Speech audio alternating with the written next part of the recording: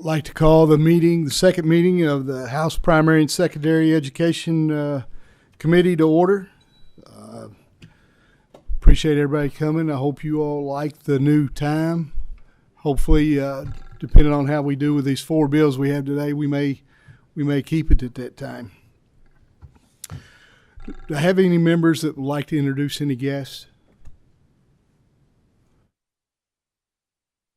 Representative Rayburn. Yes, today with me, Mr. Chairman, I've got the Henry County Senior Class President with me, Caleb Bullock. He's also a legislative page on the House floor as well. Welcome. Everybody make him feel welcome. All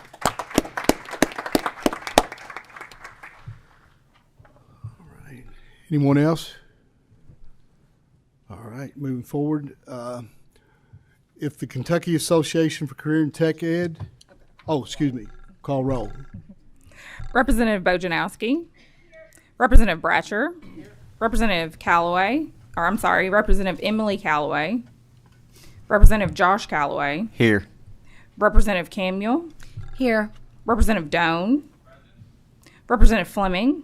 Present. Representative Grossberg. Present. Representative Hale. Representative Jackson. Representative Proctor. Present. Representative Rayburn. Here. Representative Riley. Here. Representative Tipton. Here. Representative Truitt. Here. Representative Wilner. Here. Vice Chair Kleins. Here. Chair Lewis. Here. All right, now if I could have the Kentucky Association for Career and Tech Ed come to the table.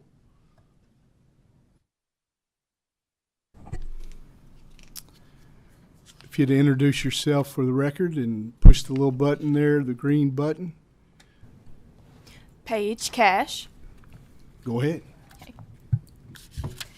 Like I said, my name is Paige Cash, and I'm serving as the Kentucky River State Vice President for Kentucky FFA this year.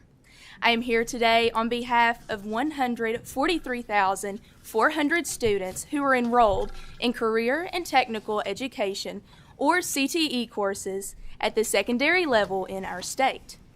CTE students are preparing for the careers in the fields of business, information technology, manufacturing, food production and processing, healthcare, childcare, tourism, education, law and public safety, construction, logistics, and many others.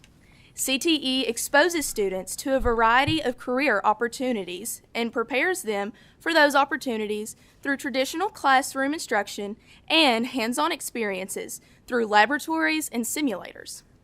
Work-based learning provides CTE students with real-life experience that helps them get ready to enter the workforce.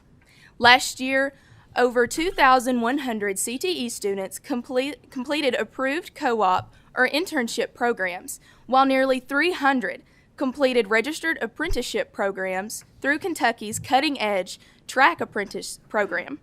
This does not count thousands of other students involved with entrepreneurship and service learning projects. CTE students have the opportunity to get a head start on employment training, as well as over 13,500 CTE students earning approved dual credit and 13,548 students earning valid industry certifications. Some CTE students go directly into the workforce or military, while others pursue certificate programs related to their chosen careers. Still, others earn a 2 or 4 year degree in their chosen field. CTE students gain leadership, communication, and teamwork skills through their involvement in career and technical student organizations. Kentucky has 8 student organizations: DECA, FBLA, FCCLA, FFA, Educators Rising, HOSA, TSA, and Skills USA. Together, these organizations have over 77,400 members in all 120 counties. Though these organizations' members have a chance to serve in leadership positions, showcase their skills through competitive events, serve their communities through a number of service projects, and learn how to be useful citizens in our democracy. As a member of Kentucky FFA, I have seen the impact that CTE organizations have had in my life, as well as many others in my state. From local speaking days, state competitions, and attending the National FFA Convention, the experiences that I have had with FFA have helped shape me into the person that I am today. I was so lucky to have two amazing ag teachers that supported me throughout my high school journey and made me feel like FFA was where I belonged.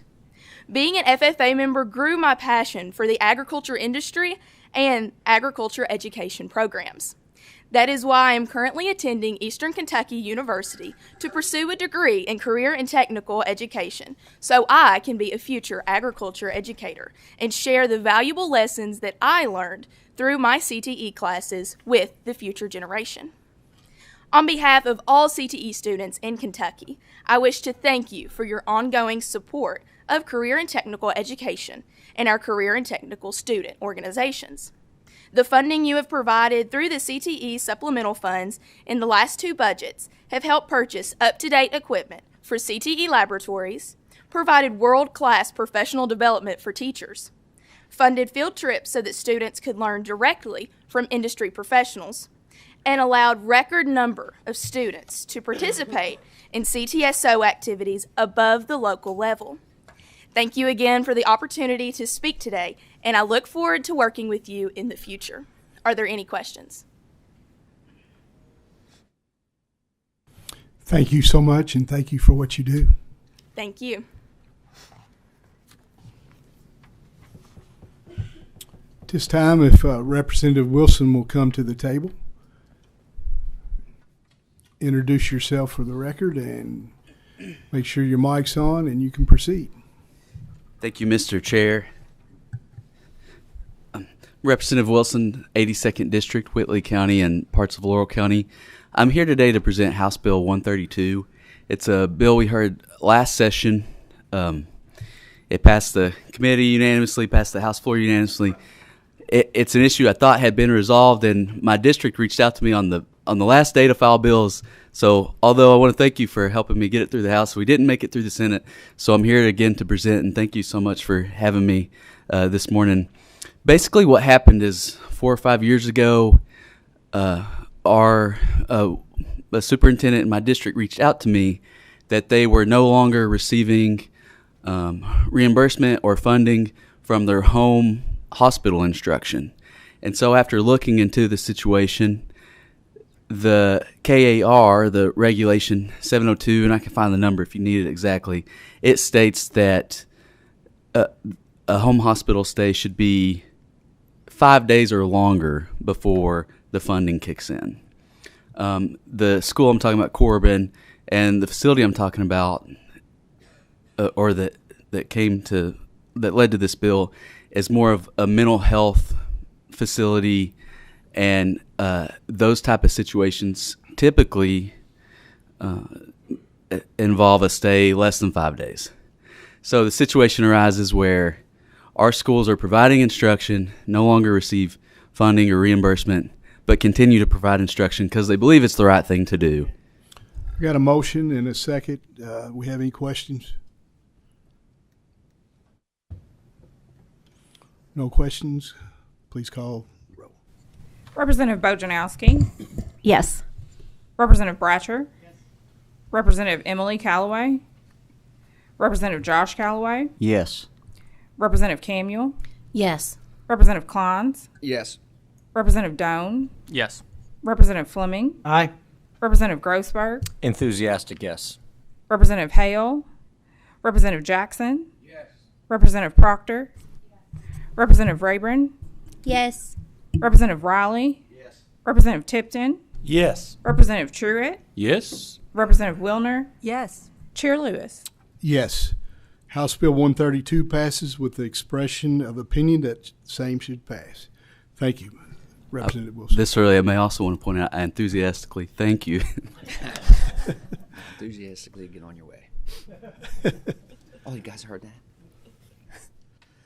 We're going to go a little bit out of order. We've got members that are on different committees this morning. So if Representative Heverum would come to the table and any guests that you might have. introduce yourself for the record, and you can proceed.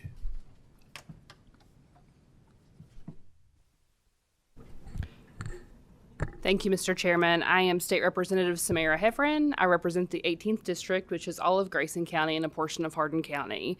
Mr. Chairman, thank you for letting me present today. I wanted you to know that I came early just so I could be here on time for you, so thank you. As we know, I'm not ever on time, so let the record reflect that. Also, thank you all for the committee for allowing me to present this morning. Over the last 2 years, I've had a handful of mothers in the 18th District reach out to me about bringing attention to dyslexia in Kentucky schools. Morgan told me that she homeschools her children because her son has dyslexia. Our school district does not have a current program on implementing a dyslexia program. Amanda told me that her family had the ability to take her son to after-school programs to help with dyslexia, but she was wanting to make sure that other children could receive the help they deserved if they didn't have the means to do so. Missy pulled her son from public school because she was able to provide him one-on-one services while teaching him after his diagnosis of dyslexia. Now, I do want to note this is a bipartisan bill and one that actually Representative Adia Wuchner passed in 2018 for creating the toolkit and saying that school districts may provide, may create a policy for dyslexia. This is also a bill that Representative Tina Bojanowski worked on in previous years, and so I was happy to partner with Representative Bojanowski on this. House Bill 272 would do the following. First, it will require that the Kentucky Department of Education annually review and update the dyslexia toolkit that includes guidance, technical assistance, and training to assist all local school districts in implementing evidence-based practices for teaching students with dysgraphia, dyslexia, and other reading and writing difficulties. Please remember that a toolkit is not a regulation. It is simply a reference guide for educators. The current toolkit has not been updated since 2019. Second, it will require each local Board of Education to develop a policy addressing the implementation of a program for the identification and strategies for assisting students, kindergarten through grade 3, with dyslexia. Please note in 2018, the Kentucky General Assembly passed legislation on dyslexia. In 7 years, one school district out of 171 has worked to develop a policy addressing this. Third, it directs KDE to annually compile and maintain data on each of the school district's implementation of policies that will be sent to the LRC during the interim. And last but not least, the bill requires post-secondary institutions offering teacher preparation programs to include dyslexia in their instruction. I come here today to help these families in my district and so many more across the Commonwealth. According to the Yale Center for Dyslexia and Creativity, 1 in 5 children have dyslexia in the United States. House Bill 272 will help move Kentucky forward in helping our children be able to read by the 3rd grade. Are you willing to help these 1 in 5 children be able to read and write on grade level? Mr. Chairman, at this time, I would be happy to answer any questions from committee members.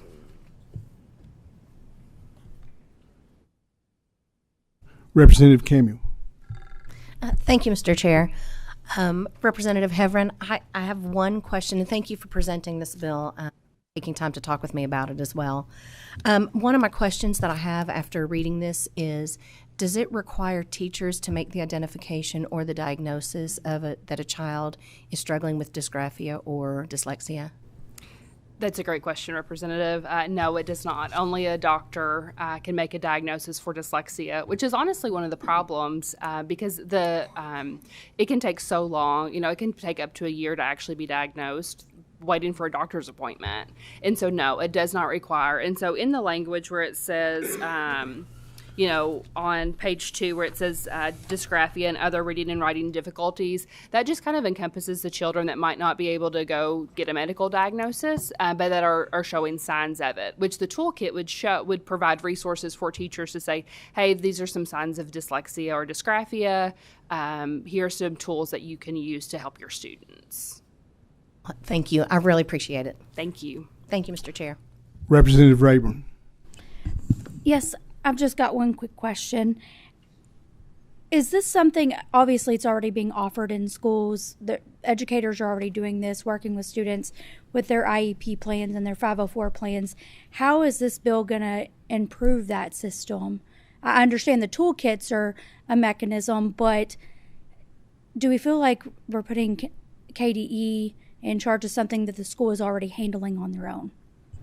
So that's also a great question, Representative Rayburn. So with dyslexia, that is actually not a qualifier for special education. Special education is based on your IQ, and so dyslexia is not a specific learning disability or a special learning disability, specific or special learning disability. Specific learning disability to qualify you. So I think a lot of the issue is kids that show dyslexia might not be in special education services and receiving an IEP or a 504 plan because that's not. So they're not able to do that. So the IEP necessarily doesn't affect everybody if the child's not already in special education. So I don't feel, and I think the data shows one school district and 171 school districts are actually doing something on dyslexia for their students. So I think this should really encourage. It would make school districts actually recognize that this is a problem for students. But something that a big conversation we've had here is that a lot of our kids in testing shows, the data shows that children are not on reading level by third grade. And so this is another way to help those students that don't have an IEP or 504 plan that are truly falling through the cracks because they're just not getting caught. And they might not be caught in RTI and intervention or anything like that. So I don't feel like this is pressuring. I don't think school districts aren't doing this currently. And so this would require them to do that to help our students be able to read on grade level. Thank you. Representative Proctor. Thank you, Chair. Thank you, Representative. I know we had conversations about this yesterday, and I appreciate the time that you spent with me talking. I still have a couple concerns. So as a speech therapist myself that has worked with a lot of kids in the schools, I find it puzzling that kids, if we're not catching them ahead of time, why are they not being referred for a 504 if they have dyslexia? And on the dysgraphia, that rarely is in isolation. That usually has a comorbidity, usually something more significantly, and certainly that's going to be picked up. But are they being referred to speech, and are they given that opportunity to have that IEP? Some of them are. So, Mr. Chairman, I'm going to answer part of that, and then I'm actually going to see if you or Representative Bojanowski would be able to talk about the 504, because that's kind of out of my wheelhouse. I know just enough to be dangerous. Currently in statute, dysgraphia, and we talked about this yesterday, but dysgraphia, I was actually talking to Representative Raymer, and they thought her son had dysgraphia. So this is actually, dysgraphia is described in KRS statute. It means difficulty in automatically remembering and mastering the sequence of mesomotor movements needed to accurately write letters or numbers. And so I do think there are probably more students that have dysgraphia than what we realize, because it would be very similar to a student having dyslexia. A little different, obviously, but recognizing that there are more students that have it that could have it. And then for the second part with the 504, I'm going to kick it over to Representative Bojanowski because she is a special education teacher. All right. So first of all, if that's okay. Go ahead. Okay. First of all, so nothing in this bill would change any process that might come through a MTSS system or special education eligibility child find system. So what this bill is doing really is it's effectively increasing awareness and tools on how to support children with dyslexia. So recognizing children with dyslexia and what type of interventions by the toolkit that is already developed by KDE and that will be updated. So nothing in this bill would change thoughts on if a student comes in with an outside diagnosis of dyslexia or dysgraphia, that they would then be eligible potentially for a 504 plan.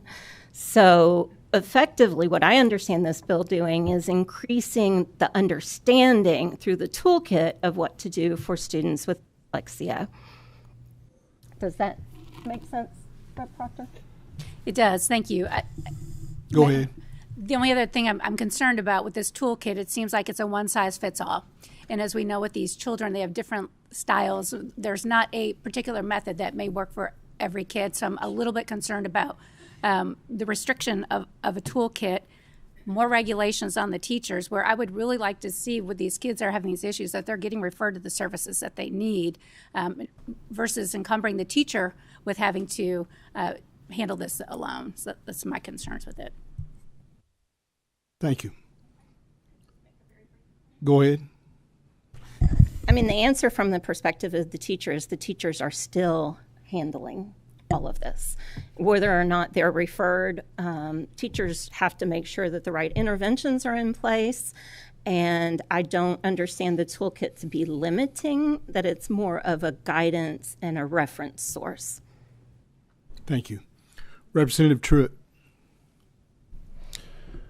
Okay, questions kind of changed just a little bit. So, but I'm going to start off with a question that you don't know the answer to. So, how many students who currently have an IEP have dyslexia or dysgraphia?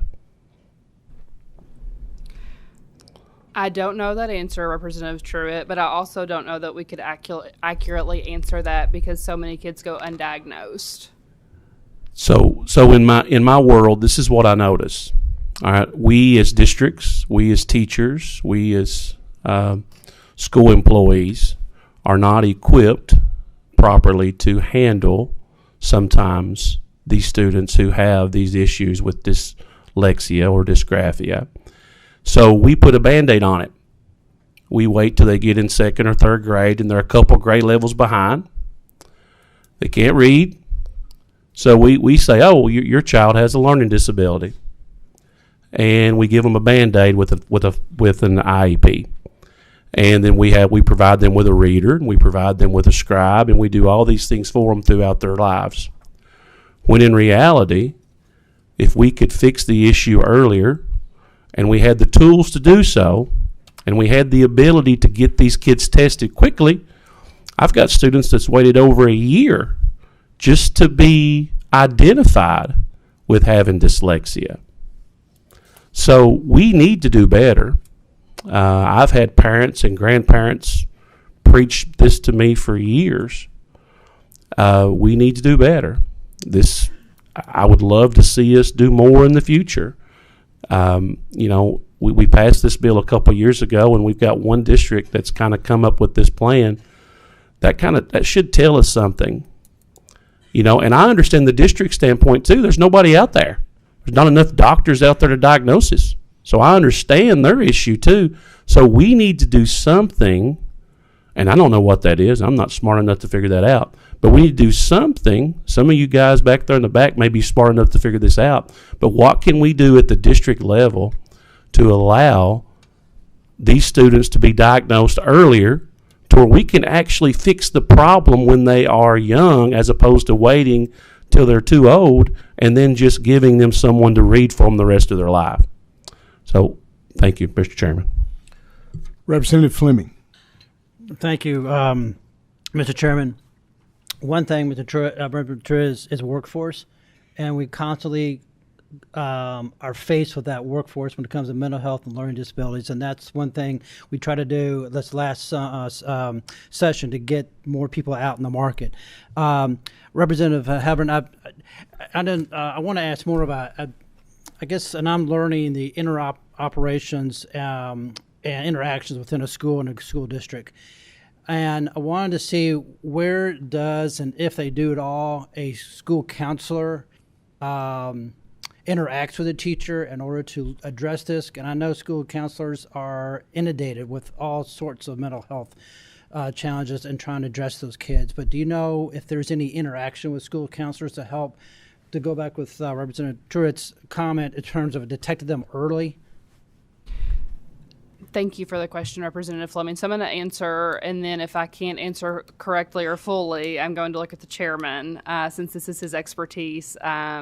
So it's actually, a lot of schools will have reading interventionists, and that's where, so I don't believe that the school counselor is involved with the conversation of dyslexia. I could be wrong on that. I'm kind of looking at them. But a lot of times it would be, if there would, in kindergarten they're doing testing on their letters, and that could be an opportunity to see if the student is showing signs of it. So it'd come from the teacher, and then they would be referred to like the reading interventionist, because a lot of schools have those. They would be referred to them to see if there are continued problems.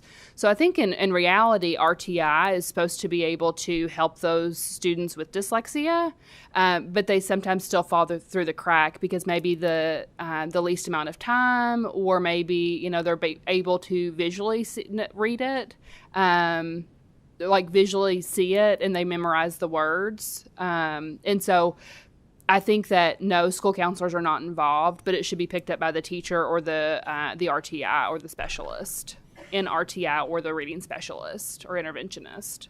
Thank you. Representative Tipton.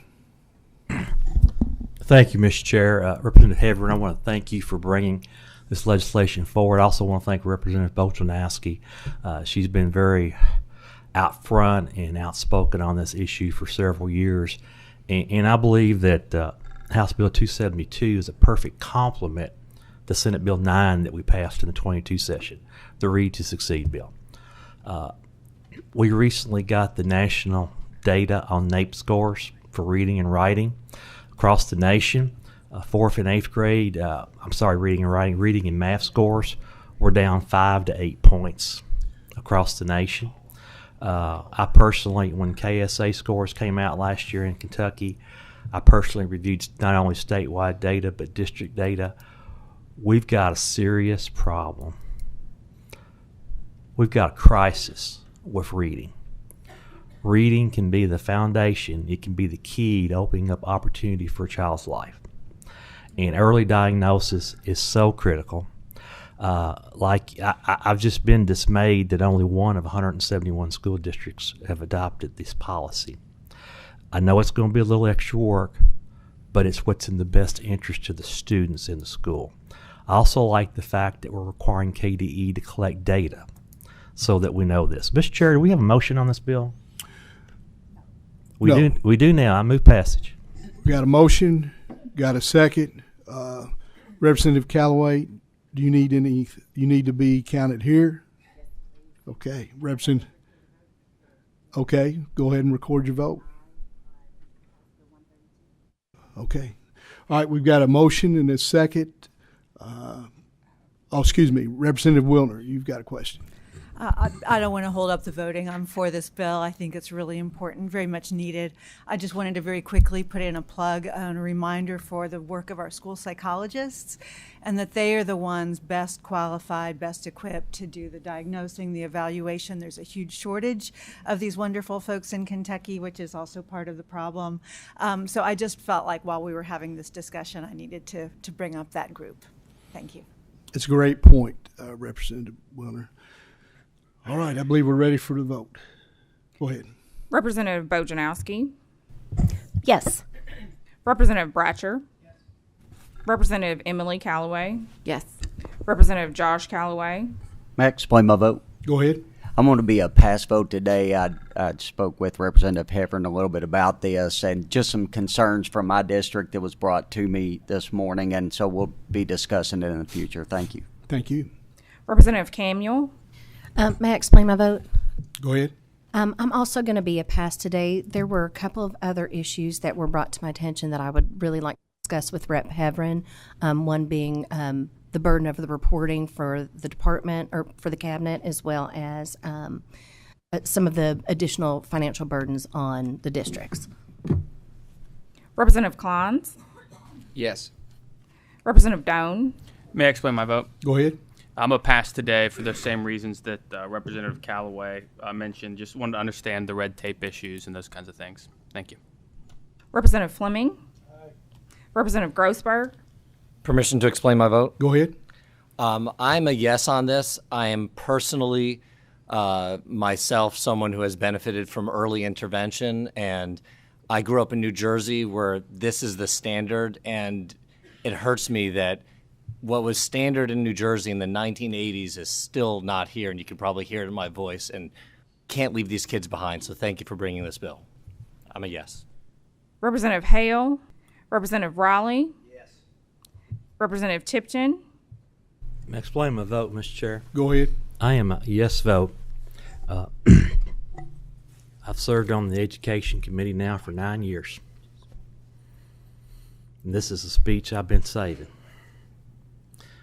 It dismays me when we talk about an issue and what's best for the adults in the room outweigh what's best for the students of the Commonwealth of Kentucky.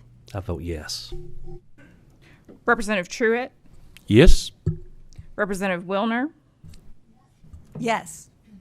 Chair Lewis. Yes.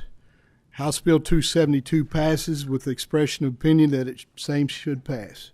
Thank you, Representative Hebron. Thank you, Mr. Chairman and members of the committee.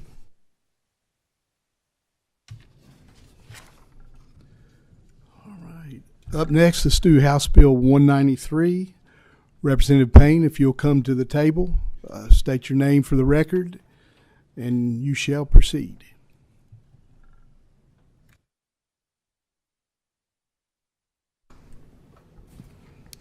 Representative J.T. Payne, House District 11, which covers Henderson County, and I'll allow my guest to introduce herself. Jo Carol Ellis, Director of the Kentucky Higher Education Assistance Authority. Thank you, Mr. Chairman, for allowing us to present on this bill today. So House Bill 193 does a couple of things. It's a dual credit cleanup bill. The primary thing that House Bill 193 seeks to accomplish is currently there are two dual credit scholarship statutes. So the first is KRS 164.786, which houses the general education dual credit, which is for juniors and seniors and core content classes, general education courses. The second statute that houses dual credit scholarships is KRS 164.787, and that houses the career and technical education dual credits as well as the post-secondary work-ready scholarships. So the primary goal of this bill is to take the CTE or work-ready dual credit scholarship, the high school dual credits, and move those into the same statute as the general education dual credit scholarships. The reason for this change is that's currently how they're being funded. So the work-ready dual credit scholarships are being funded through the dual credit scholarship program, and it's providing some confusion amongst KIA, high schools, and post-secondary institutions. So we're just trying to clean up that language and move all of the high school dual credits into one statute and then the post-secondary dual credit scholarships into the other statute. As someone who is a high school administrator themselves who oversees dual credit, I can attest that this is something that is an issue on local school district levels and creates some muddy waters that I hope that this will clear up. The second thing that this does is currently 50% of funds must be returned for unsuccessful completion of a dual credit course. That's a very rare situation and a very minimal situation that ends up, it creates more administrative burden than it does financial repayment. So we're proposing to strike that from the statute as well. So those are the two main things it does. I will say that one thing that it does not do is it does not expand any access for dual credit. It does not change any eligibility of dual credit scholarships from what we are currently offering. It just cleans up the language and houses them in the correct statutes. We've got a motion and a second. Do we have questions? Representative Bojanowski. Okay, so just correct me if I'm wrong. So on page 3, it states that you can have 2 general education dual credit courses over junior and senior. Now, when I read that, I read it as 4, 2 1 year, 2 the next. Now, I understand in budget language that we've budgeted for 4, 2 1 year, and 2 the next. Is it correct that this is is that a reduction? Is this only allowing 2 over the 2 years? No, ma'am. This would be 2 per year. So 2 Okay, in that's not how it reads. May I answer that? Yep. Okay. You're correct, Representative Bojanowski. The statutory language is 2 over the 2 years, which is the way it has been since the beginning of the program. However, the last 3 bienniums, the budget language has not withstood that and provides for the 4 courses over the junior and senior year. In previous attempts for us to combine these statutes, we have also sought to update this language to match what has been done in the budget language. However, we have been advised by key legislators that they would like to leave it as it is in statute and continue to do that in budget language until sometime in the future when things are settled on where that should be permanently in statute. So this makes no change to what is currently being done. They get 12 total courses, 8 CTE, 4 general ed, because of the budget language. Okay? Thank you. You're welcome. Any other questions? Seeing none, Sasha, please call the roll. Representative Bojanowski. Yes. Representative Brasher. Yes. Representative Emily Callaway. Yes. Representative Josh Callaway. Yes. Representative Camuel. Yes. Representative Klons. Yes. Representative Doan. Yes. Representative Fleming. Representative Grossberg. Yes. Representative Hale. Representative Jackson. Representative Proctor. Yes. Representative Rayburn. This is a great bill, yes. Representative Riley. Yes. Representative Tipton. May I explain my vote, Mr. Chair? Go ahead. I am a yes, and I just want to say I've carried this bill the last few years. Representative Payne, you did a much better job presenting it than I ever did. Representative Truitt. Yes. Representative Wilner. Yes. Chair Lewis. Yes. House Bill 193 passes with the expression of opinion that same should pass. Thank you, Mr. Chairman. Thank you, Representative. Thank you. Thank you. Next bill will be House Bill 240, Representative Truitt.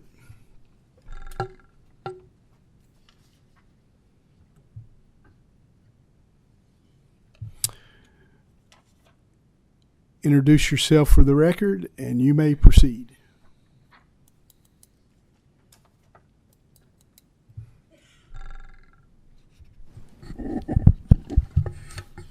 All right. Thank you, Mr. Chairman. Representative Tim Truitt, representing the 89th District. And I do want to talk about the committee sub. Yes, go ahead. We need a motion on the sub. Got a motion? Got a second? Explain the sub. Go ahead. All right. Well, first off, let me go ahead and just basically talk about, we've talked a lot, today and in the past about reading proficiency. And a lot of people like to talk about third grade reading proficiency. And I think the reason we focus on third grade reading proficiency is because that's the data we have. We have third grade reading proficiency data. But speaking from a principal, I learned a long time ago that it's much more important to start down there at the kindergarten proficiency. When I took over my job, I guess 10 years ago or close to 10 years ago, all the data we had was our KSA data, our end of the year data.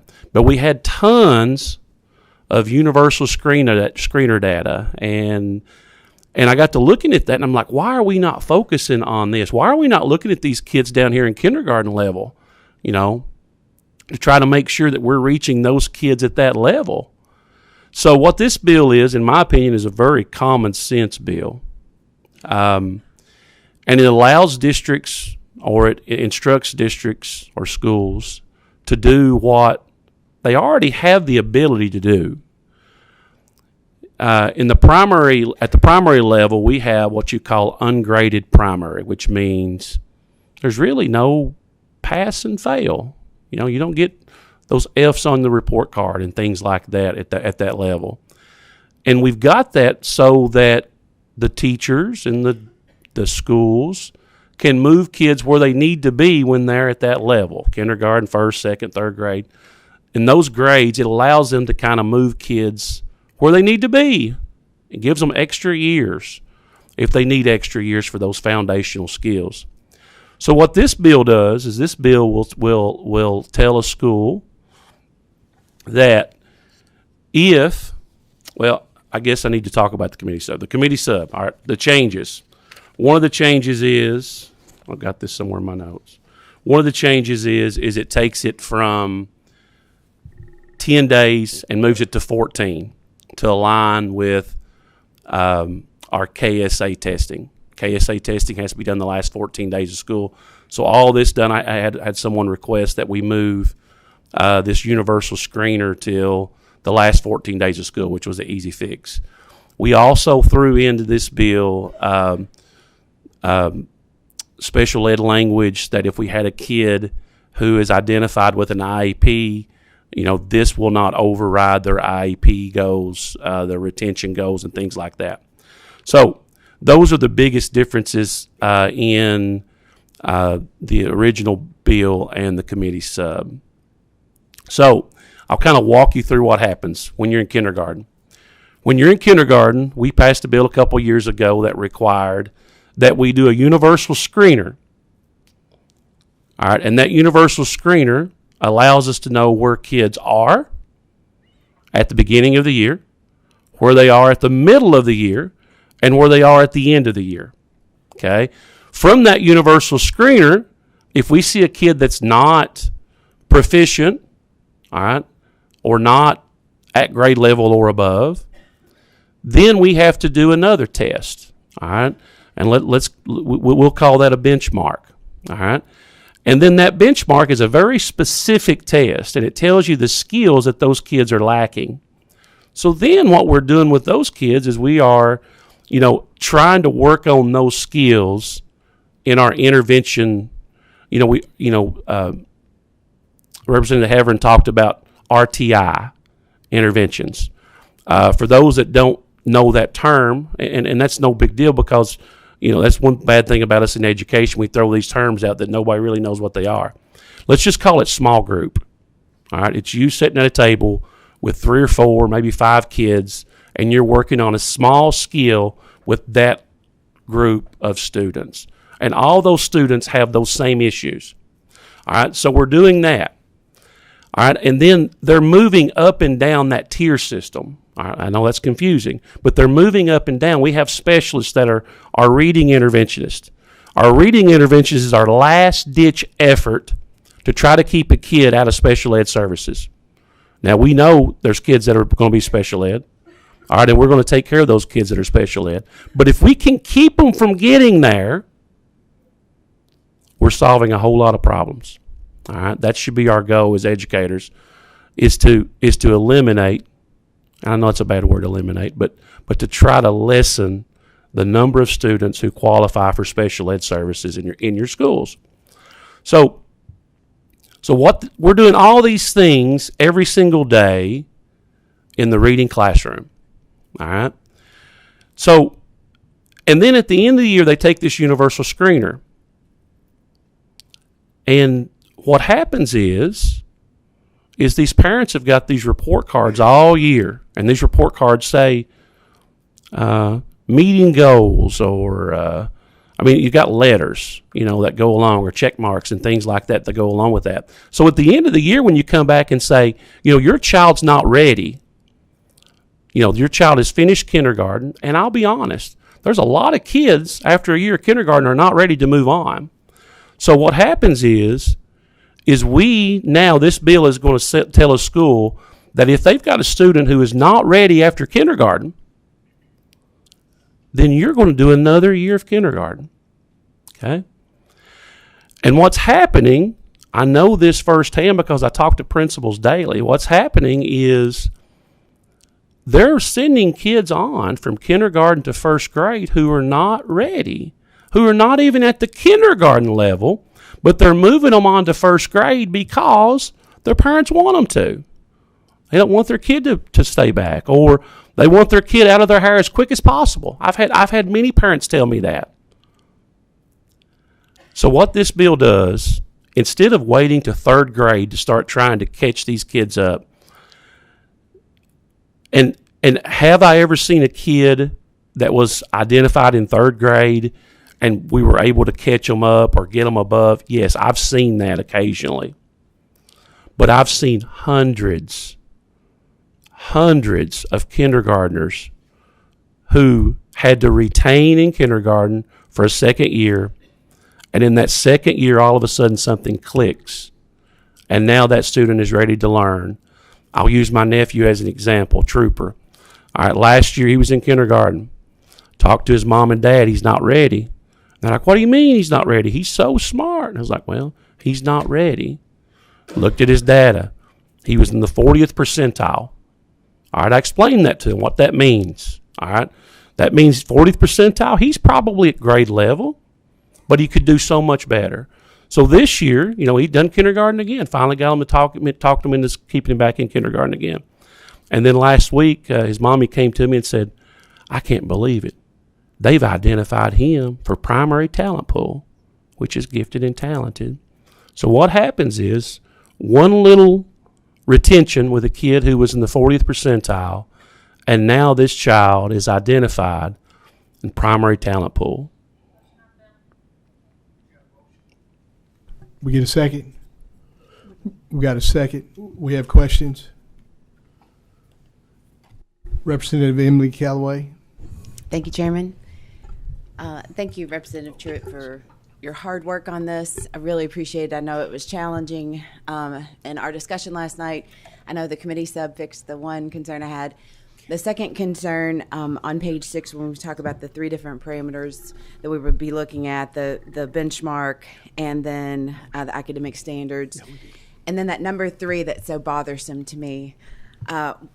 What I would like to see happen there to close that loophole so that we say a school determines. I'd like a specific teacher recommendation. So if, on that language on 3, if not properly prepared to be successful in the first grade, based on the student's teacher and an additional admin's judgment, is some language I'd like to play with and see how you feel about it. Because again, I want the teacher's opinion to matter, to have a say, so I want it on record. And then again, an additional just admin, whoever the principal, if it's the principal or your group that you mentioned, something to close that up so that there is a specific recommendation that's been made.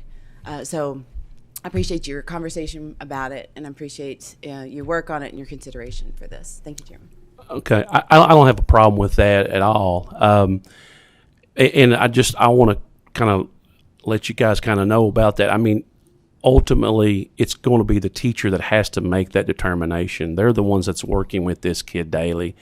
In my school, what we use our teacher, we'll use our reading interventionist, we'll use classroom aides, and then myself looking at the data. All I've got is the data. I've not got that experience with that kid every single day. And back to those 3 criteria, I'm not crazy about them. I'm telling you right now, I'm not crazy about those at all. It's not what I wanted. But at the moment, we have 13 different universal screeners. Mickey Ray in the back just texted me earlier and said all 13 are good. All right. So I mean, they meet all the criteria, so they're good screeners. But the difference is a lot of them they have different criteria. Some of them will use grade level. I use iReady. I love it. I'll throw a plug in for iReady. I love it. It's a great program. We use that. It's real simple. It gives a box, tells them when they're at the grade level. If they're not in that box, they don't move on. I have no questions asked. Parents know it. I've done it. I ripped the Band-Aid off about 10 years ago. They know it now if their kid's not there.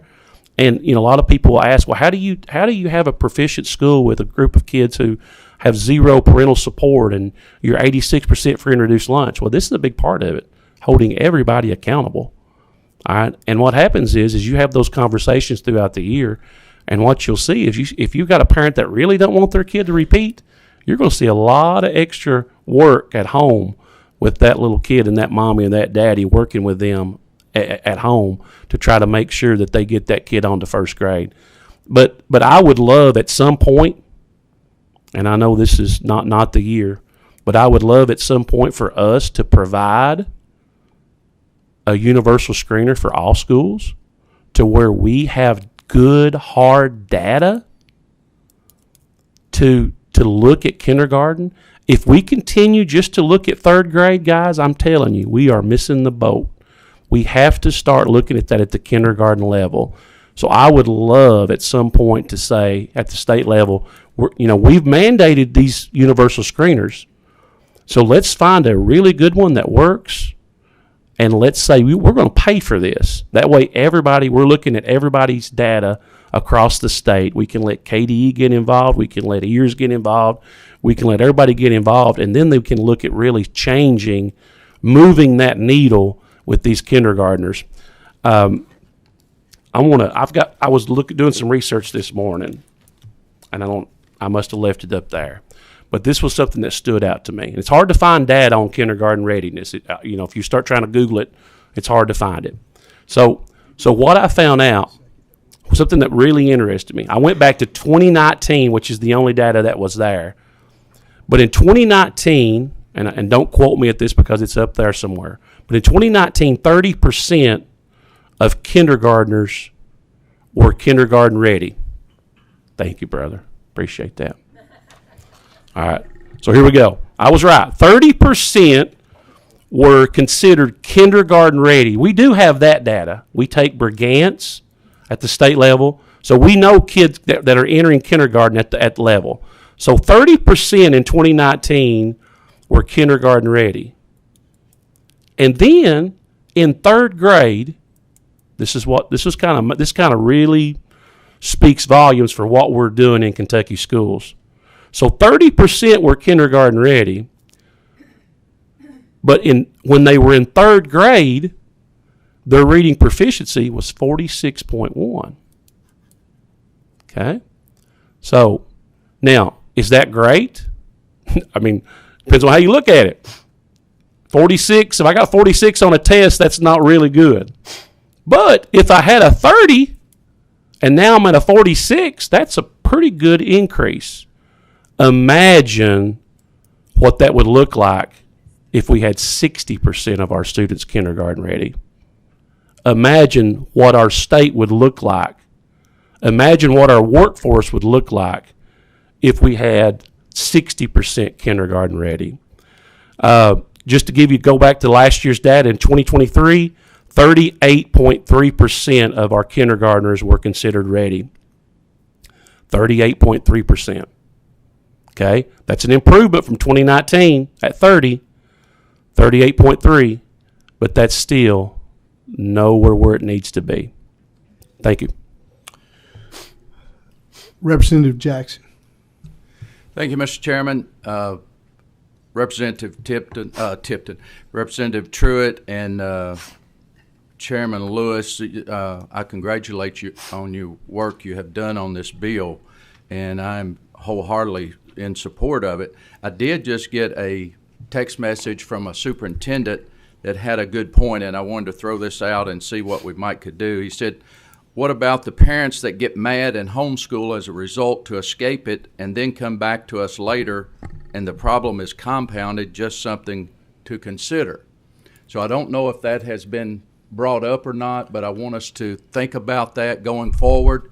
If we hold a kindergartner back and the parents get mad, take them, homeschool them for a year or two, they get further behind possibly, and then they bring them back to us, say in second or third grade. So just want to throw that out there as information that a superintendent is watching and had that concern. So if you would think about that going forward. Well, I'll go ahead and answer that and make a comment on that. I think, I think one of the issues we have now, we need to hold our kids more accountable, and we need to have stricter standards. And if somebody wants the best for their kids, I think they'll see that. But, I don't think on these things or other things going forward, we need to worry about that. If we get them back, we'll get them where they are, and we'll do the best we can with them. That would be my response to that. And we will have that. And as a superintendent, you're always worried about losing students. But I think it's up to us to do the convincing that we do have something good to offer. And this is just one more stance saying we want all kids reading on grade level by grade 3. And until we do some of these type of things, we're not going to get that. We got to have higher expectations. In this bill, in the dyslexia bill, they do that. And I hope you in the audience understand that with some of the things we're doing today, it's focusing on K-3. And that's where we have to start. If we can get more kids reading, they're going to do well later on. We're not going to have to worry about that. But we need to spend our time and energy in K-3 doing every possible thing we can do to get those kids to read. The other things will fall in place. Sorry, that's a little chairman privilege, but we'll go on to the vote. Sasha, take the vote. Oh, excuse me. We got a couple more questions. Representative Josh Callaway. Thank you, Mr. Chairman. I have 2 questions, and I'll just combine them in one. In your estimate, how much of this is a maturity issue, and also do you have any data that would show maturity issues between boys versus girls? That's a great question. I wish I had lots of data. I wish, and this is something that I've kind of requested with the EARS committee is in the future. I want to look at that kindergarten readiness number. I want to look at what we're doing with those that following year. Are we moving them on? Are we keeping them back? And I want to kind of start tracking that, and that's something that I can work with the EARS. But the question is maturity. Maturity in boys is 99.9% the issue. Okay, that's not scientific. That's nowhere written down nowhere. But that's in my head. For boys, it's 99% maturity issues. I've seen that with my own 3 boys. I've seen that with all my little boys that I've got in my kindergarten classrooms. They're still bringing their dinosaurs and their monster trucks, and they're more worried about what's in their lunchbox than they are anything else. And then the girls, on the other hand, are all about school. They've got their notebooks ready. Their backpack is the most important thing. They're ready to learn most of the time. So you're exactly right. I wish I had data. I wish we had more kindergarten data. And guys, if we can get it, please help in the future get some more kindergarten data out there, because that's the foundational part. We've got to get that. And a big part of this bill, a lot of times, a lot of people was asking me about, why age 7? And I want to throw this out there. The coach in me came out, and at that point, I don't want to lose anybody's year of eligibility. We don't want anybody with beards down there in kindergarten or anything like that. So, we're saying if you are 7 at August the 1st, then you don't qualify for this. You can be exempt. Just like if you have an IEP, you can be exempt. But if you're a 5-year-old who is not even at the kindergarten level, then I'm sorry, at the end of the year you're going to have to repeat. You're going to do it again. But you're exactly right, Representative Callaway. It's a big part of it is maturity, especially with boys. And I will try to dig up some data. I can just speak on my own personal experience that boys need that maturity. I know later on in life we grow up and we don't need that, but when they're 5 and 6 year old, they need that extra year. Great question. A couple more questions. Representative Camille. Thank you, Mr. Chair.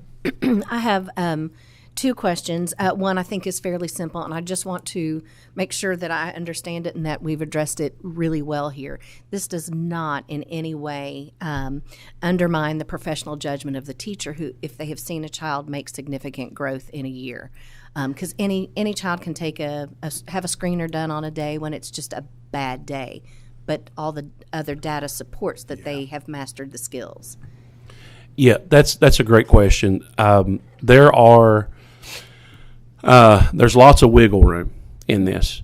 I guess we use that term, wiggle room. That if a student, ends up having a bad day and that universal screener is lower than it should be, but that teacher thinks that they are ready to move on, there's enough wiggle room in there to where it would happen to where that teacher and that school could decide, hey, we're going to move this kid on. There is with the wording in there, with the or in there, you do have some wiggle room that you could you could say, you know what, all three of these, and we're leaving it up to the schools. We're leaving it up to them to decide on what the criteria needs to be. You know, I don't want, you know, we don't want to sink the boat in this first year. We just want to rock it just a little bit and kind of make sure that people are taking consideration and looking at their kindergarten data. I've got a feeling that probably in some schools, they never even look at it. I've got a feeling. So this is going to force them to kind of at least look at these kids that they're moving on who are not ready. So there is wiggle room in there, if that answers your question. It does. Thank you. And Mr. Chair, if I may, just one more. One more, please. Thank you. After reading over the bill, the one question that I had in a district where we have a lot of English language learners,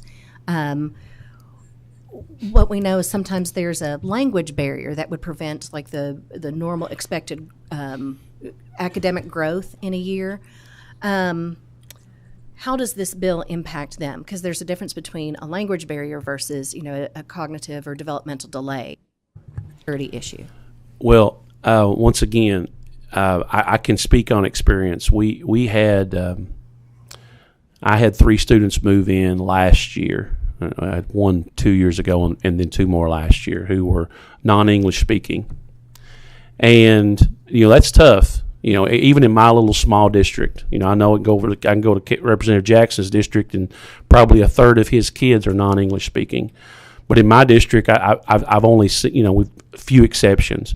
So what I've noticed or what I've seen firsthand is that, you know, if they come at that level, if they're coming at that kindergarten level, that extra year of kindergarten is amazing for them. So I could see it really benefiting. And the thing about kindergarten, focusing on kindergarten, all those of you who have ever been in an elementary classroom, you know, you'll go to these upper grades, and there's always usually just one teacher in there. But if you pop into a kindergarten classroom, you know, you pop into my classroom, there's 5 adults in there. There'll be 5 different adults in the kindergarten classroom. You know, whether it be, you know, classroom aides or special ed aides or you know, reading interventionists, or we call them grannies who come in and help them read with Save the Children. You know, they may be 5 adults.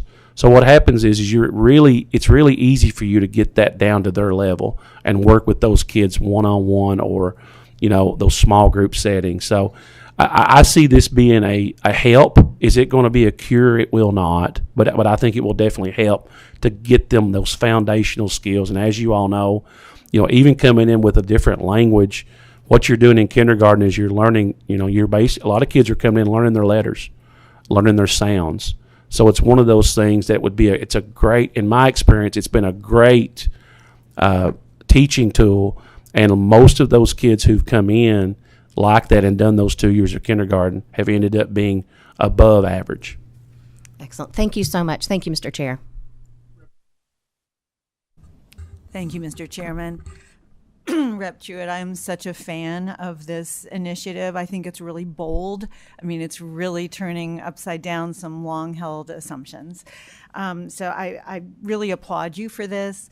I think, you know, there's a huge difference between chronological age and maturity or developmental readiness for school. And so this acknowledges that. We know, without doubt, the research is so strong that a sense of belonging is so important to student success. And if a kid is not successful in kindergarten, they don't know how, you know, they don't have those skills, and then we just keep moving them through, they're absorbing this notion of school isn't for me. I don't belong here. This is not where I need to be. And I think this could go a long way to changing some of that for a lot of kids. And, you know, we know when we hold kids back later, there's such a strong sense of stigma. And I think the beauty of doing this, not just in your school, but trying it statewide, is to reduce that stigma. This is just what we do. And it's not a negative thing. It's not a punitive thing. It's just you're going to be more successful in the long run, happier in the long run, if we do what's right for you academically and developmentally. So I will be a hearty yes on this. And I thank you for your courage in bringing this.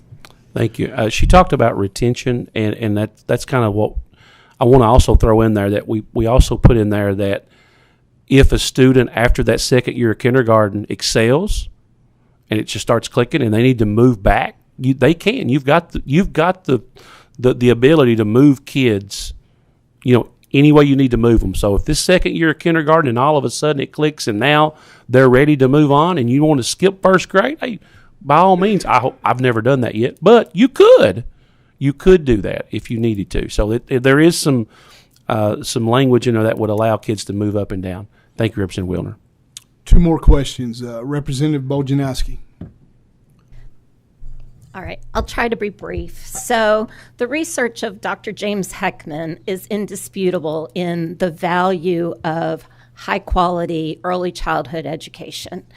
And in this state, every child does not have the opportunity to participate in high-quality early child education.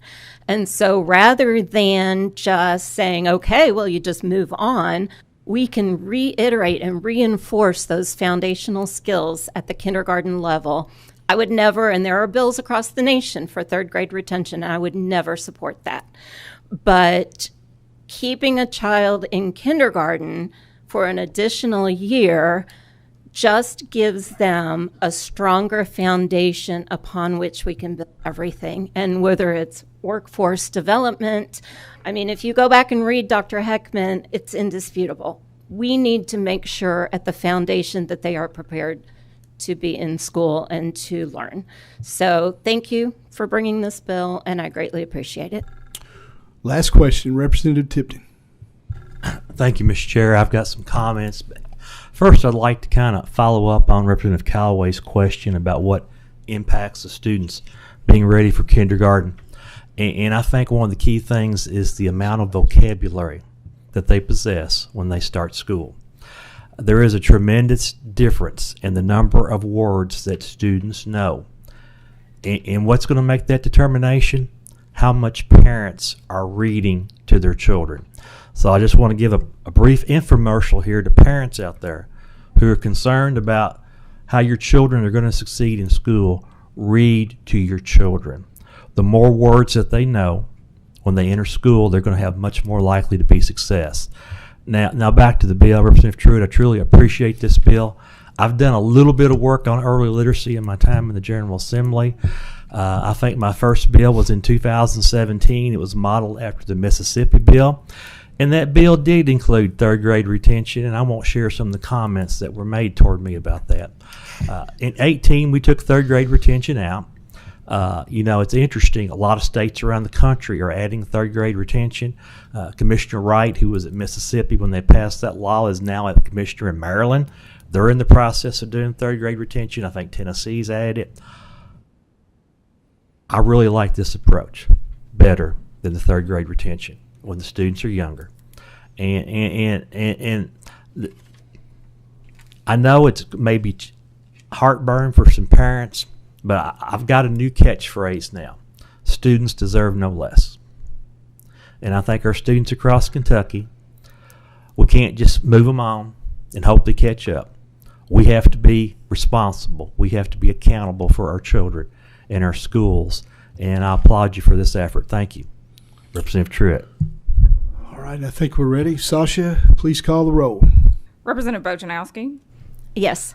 Representative Bratcher. Yes. Representative Emily Callaway. Representative Josh Callaway. Yes. Representative Camuel. Yes. Representative Klein. Yes.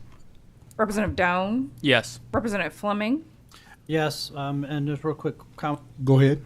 Thank you. I just want to follow up with the sponsor on a couple of questions I have in terms of some comments you made, which is rather concerning in terms of a couple of things that's going on.